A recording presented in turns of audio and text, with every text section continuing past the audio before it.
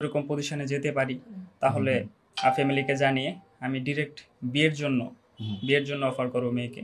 যদি মেয়ের ফ্যামিলি রাজি থাকে, আমার ফ্যামিলি রাজি থাকে, দেন হচ্ছে, আর যদি আমার যোগ্যতা থাকে ওরকম, তাহলে বিয়ে। হ্যালো ভিউয়ার্স, আসসালামু আলাইকুম। আশা করি সকলে ভালো আছেন। হয়তো ভিউয়ার্স আপনি গগন সাকিবের কাছ থেকে এই ধরনের কথা শুনে আপনি অবাক হয়ে গেছেন। হয়তো আপনার মনে একটি প্রশ্ন ঘুরপাক খাচ্ছে, কেন গগন সাকিব সরাসরি বিয়ে করতে চায়, এর পিছে কারণটা বা কি? আর আপনি যদি আমার ভিডিওটা না টেনে সম্পূর্ণ দেখতে থাকেন তাহলে গগন সাকিব কেন সরাসরি বিয়ে করতে চায় এই ব্যাপারটি আপনি একদম ক্লিয়ার হয়ে যাবেন।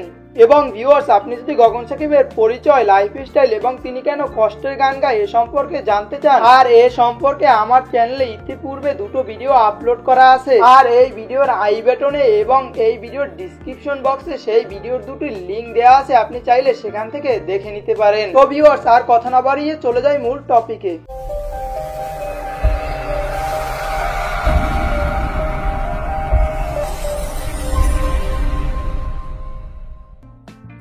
গগন সাকিব সরাসরি বিয়ে করতে চায় এর কারণ হলো, গগন সাকিব যখন ক্লাস 8-এ পড়েন তখন তিনি একটি রিলেশনশিপে জড়িয়েছিলেন, আর সেই মেয়েটি গগন সাকিবকে প্রথম প্রপোজ করেছিল।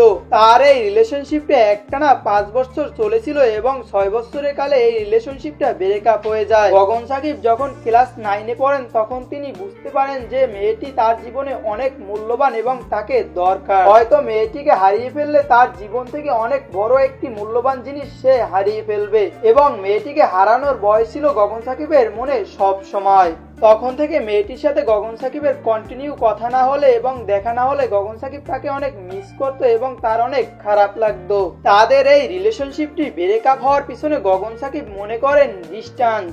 এর কারণ হলো, গগন সাকিবের বাড়ি ছিল নেত্রকোনায় এবং মেয়েটির বাড়ি ছিল ঢাকায়। গগন সাকিব যখন ঢাকায় থাকতেন তখন এই রিলেশনশিপের বন্ধনে তিনি জড়ান। তারপর গগন সাকিব 1 বছর নেত্রকোনায় কাটায় এবং মেয়ে থাকতো ঢাকায়।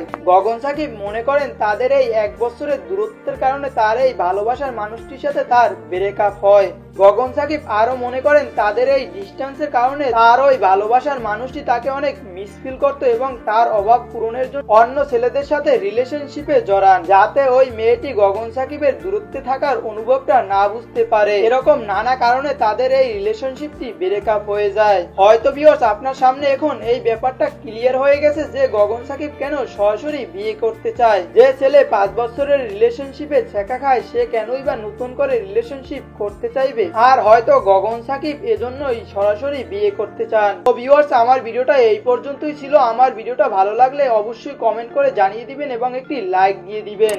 এবং ভিউয়ার্স, আপনি যদি আমার চ্যানেলে নতুন হয়ে থাকেন তাহলে অবশ্যই আমার চ্যানেলটিকে সাবস্ক্রাইব করে রাখবেন এবং পাশে থাকা বেল আইকনটি বাজিয়ে দিবেন। বেল আইকনটি বাজিয়ে দিলে হবে কি, আমি যদি নতুন কোনো ভিডিও আপলোড করি সাথে সাথে নোটিফিকেশন আপনার কাছে চলে যাবে।